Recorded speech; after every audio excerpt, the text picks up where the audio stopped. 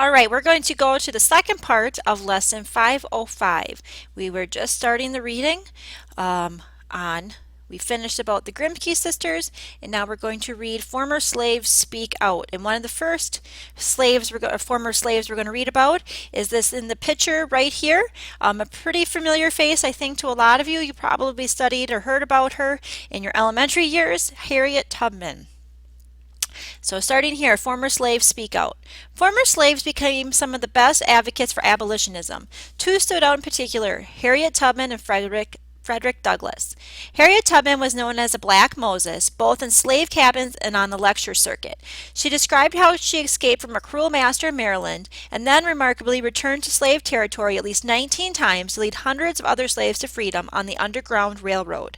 And the Underground Railroad, if you remember from prior history classes, is a system of escape from like safe house to safe house. It wasn't a real railroad, but it was a route that escaping slaves would take, where there'd be safe places they could go and hide. They'd usually travel at night, and during the day they would hide in places they were deemed safe houses until they escaped into freedom in the North. In his speeches, Frederick Douglass gave a dramatic account of running away from a Maryland slaveholder. When members of the Massachusetts Anti-Slavery Society heard this story, they were so impressed by his eloquence that they hired Douglass as a lecturer. Speaking at the same Boston meeting house where revolutionary patriots had gathered to protest the intolerable acts, Douglass, turn the page. Douglass stirred his audiences to action against slavery. He also published his autobiography, The Narrative of the Life of Frederick Douglass. Concerned that the publication of the book would help his old master locate and recapture him, Douglass fled to England. Friends raised money to buy his freedom. Douglass returned to the United States to start the North Star, a newspaper named after the star that guided runaway slaves through the night toward freedom. We have ventured to call our humble sheet by the name of our favorite star, Douglass wrote. We are overshadowed by gloomy clouds and on a dark and perilous sea. We need the polar light to guide us into port. Now we're switching gears a little bit to the women's movement, and we'll read about how it actually grew out of the anti-slavery movement. As women in the abolitionist movement listened sympathetically to stories of slaves yearning for freedom, some began to wonder about the limitations in their own lives. Women in the early 19th century had few legal rights. They could not vote. Married women could not own property, file a lawsuit, control their own money, enter into contracts, or gain custody of their children after divorce or separation. So those are some of the inequalities, some of the things that women could not do. For many women, their quality of life depended on the character of the men they married. The first women to speak up for women's rights were already involved in other reform movements. Angelina Grimke explained, the investigation of the rights of a slave has led me to a better understanding of my own rights. Her sister Sarah insisted that men and women should have equal rights. I ask no favors for my sex, she wrote. All I ask of our brethren is that they will take their feet off our necks and permit us to stand upright on that ground which God designed us to occupy. The Seneca Falls Convention. And this is important. I know there will be quiz questions or test questions about referring to the Seneca Falls Convention and what happened there and the prominent people at the Seneca Falls Convention. So do listen to the people that were involved and what they accomplished at the Seneca Falls Convention. A few men within the abolitionist movement supported women's rights, but most continued to set limits on what women could do. When Lucretia Mott, a Quaker minister and an abolitionist speaker, went to London as a delegate to the World Anti-Slavery Convention in 1840, the men who ran the meeting refused to allow her to take part. At the London Convention, Mott met Elizabeth Cady Stanton. Both continued to work to end slavery, but they also turned their attention to women's rights. In the summer of 1848, Mott was traveling with her husband to a Quaker meeting in upstate New York when she stopped to spend a day with Stanton and a few friends at Seneca Falls. They talked about the challenges they faced as wives, mothers, and women.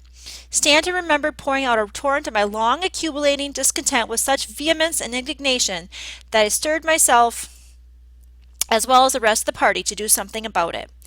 The women decided to call a women's right convention that summer. With time so short, they divided the preparation by giving each organizer a separate assignment. One arranged for newspaper announcements and another found a location for the convention at a church in Seneca Falls.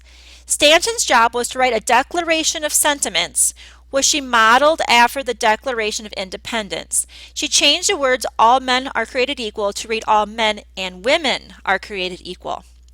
The Seneca Falls Convention opened on July 19, 1848. Some 300 people, among them about 40 men, including Frederick Douglass, attended the two-day meeting. They discussed the Declaration of Sentiments and endorsed its call to grant women various legal rights and greater access to profitable employment. One provision in the Declaration, however, sparked heated debate. Stanton had included a demand for women's suffrage, the right to vote. Some objected. Surely that was going too far.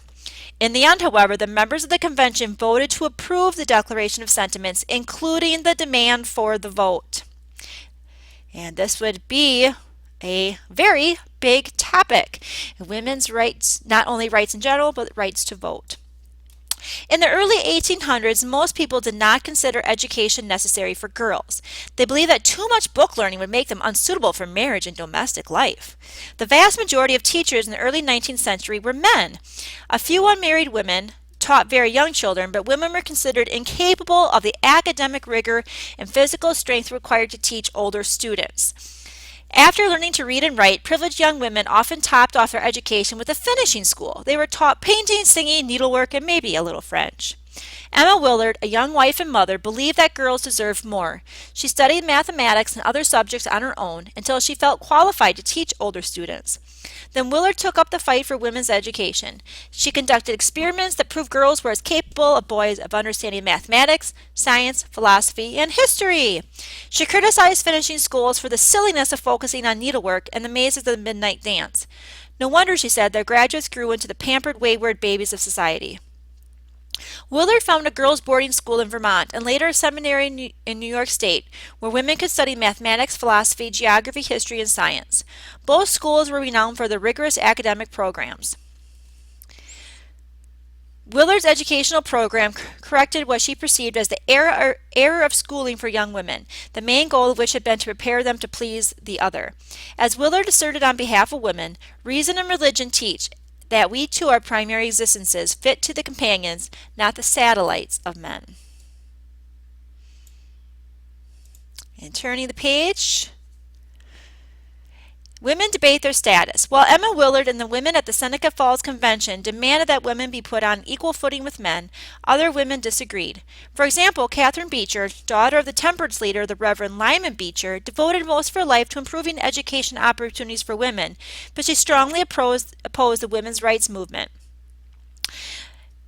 She insisted that men are the proper persons to take the lead in life. Heaven has appointed one sex the superior and to the other the subordinate position, and this without any reference to the character or conduct of either. Many people, both women and men, agreed with Catherine Beecher. Some argued that the inequality between the sexes put women at an advantage because it obligated men to care for them. But speaking to the Ohio Women's Rights Convention in 1851, Sojourner Truth declared that no man ever catered to her. In a stirring speech that affirmed women's ability, there's a picture of Sojourner Truth. In a stirring speech that affirmed women's ability to shoulder the same burdens as men, Sojourner Truth declared, "Nobody ever helps me into carriages or over mud puddles or gives me any best place. And ain't I a woman? Look at me. Look at my arm. I've plowed and planted and gathered into barns, and no man could heed me. Ain't I a woman? I could work as much and eat as much as a man, when I could get it, and bear the lash as well. Ain't I a woman? I have borne 13 children, seen most all sold off into slavery, and when I cried out with my mother's grief, none but Jesus heard me. And ain't I a woman?" The women's rights movements did make some gains in the mid-1800s. More educational opportunities opened for women. Some states passed laws that gave women greater rights to own property after marriage. But women were still denied equal rights at the ballot box and in the courtroom. Even in this age of reform, the social customs defining women's roles remain largely intact. The movement for women's rights had just begun. The spirit of reform, in closing here. In the first half of the 19th century, American reformers, many of whom were closely connected to evangelical Christian and other religious movements, brought vigorous energy to the task of confronting new social problems. Some of these problems arose from the growth of the market economy. Others were the product of the country's growth in territory and population. And others, like slavery, had deep roots in the nation's history. The spirit of reform before the Civil War reflected America's optimistic democratic nationalism. While experiments in utopian living tended to falter, other reform movements, including temperance, prison, and educational reform, and abolition, made real progress. In an era when Americans prided themselves on their country's democratic promise, reformers helped create greater equality of opportunity and challenge the United States to live up to its founding principles. And the last 2 pages of this lesson are excerpts from the Declaration of Sentiments. And as you can see, it's explaining here that it was modeled after the Declaration of Independence. And you can see from the beginning, when in the course of human events, and that's the same beginning of the Declaration of Independence, it becomes necessary for one portion of the family of man to assume among the people of the earth a different position from which they have been hereto occupied. And it just goes on to explain where'd it go? In place of the colonists' specific complaints to King George, listed what those gathered at Seneca Falls perceived as the general grievances of women against men, with special emphasis on the elective franchise, which means the right to vote. So that's what the Declaration of Sentiments goes through here. And I'm not going to read it all today, but you certainly should go through it in your own time. All right, so we finished the lesson reading, and now we're going to take a look at the reading guide and the document analysis sheet. So under lesson resources, you can find the reading guide, and I'm going to bring it up right now. Go to the top of the reading guide, and we'll see here. Let's just review. So the 19th century reforms, we have the abolition of slavery as one reform movement. Reformers associated with this movement: William Lloyd Garrison, Theodore Weld, Sarah and Angelina Grimke, Sojourner Truth, Harriet Tubman, and Frederick Douglass. The goal was, of course, the abolition of slavery.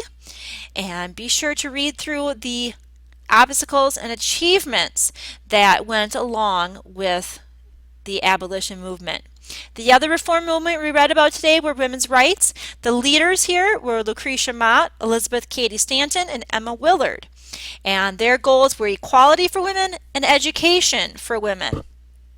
And one of the important moments was the Seneca Falls Convention and the outlining of the Declaration of Sentiments with the call for the right to vote.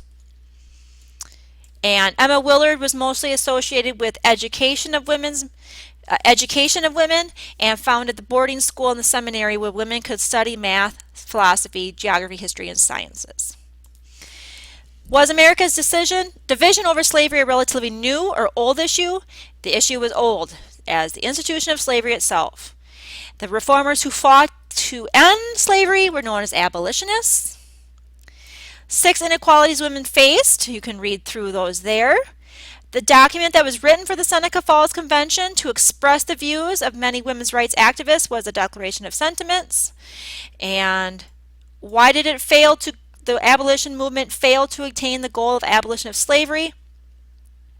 And you might suggest that slavery had become a large part of life in the South. It was ingrained in the economy, and they depended too much upon the use of slaves.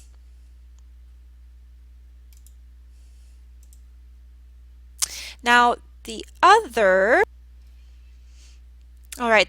document or activity in with this lesson is the document analysis, Ain't I a Woman? And it's from the transcript of Sojourner Truth's speech that we read a little bit from in the lesson. But here's the rest of it here. And there are a few questions at the end of this document analysis sheet that you are to answer. And the first one, is this a primary or secondary source? It's a primary source because it comes straight, it's from an excerpt from her speech. And then there's a few more questions here, so make sure you take time to do that. If you're stuck on the document analysis, because it is sometimes difficult, you are allowed to go back to the answer key and help you understand the answers from that as well. One last thing before you end today's lesson would be to Complete the quiz, the 505 quiz, which will review information from lesson 504 and today's lesson. So all the reform movements will be listed on this 505 quiz. Good luck!